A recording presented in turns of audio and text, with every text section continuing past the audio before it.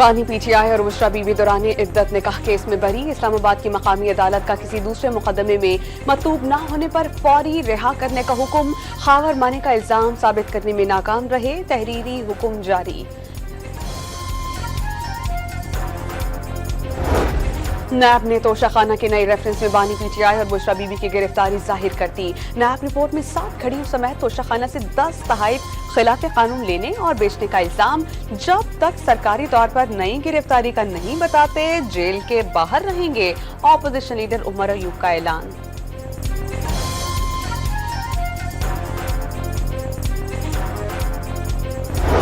हुकूमत का मखसूस नशिस्तों पर सुप्रीम कोर्ट का फैसला चैलेंज न करने का इशारा। सेनेटर इरफान सिद्दीकी का तहरीक इंसाफ को असेंबली में आकर मुस्बत किरदार अदा करने का मशवरा।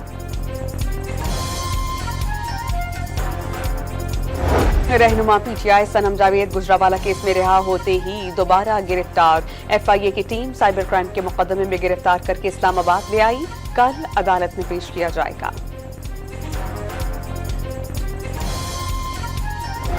कोयटा में सरेआब रोड पर धरने के शुरका और पुलिस आमने सामने। नामालूम अफराद ने सिविल लाइन थाने की 2 गाड़ियों को नजरे आतिश कर दिया।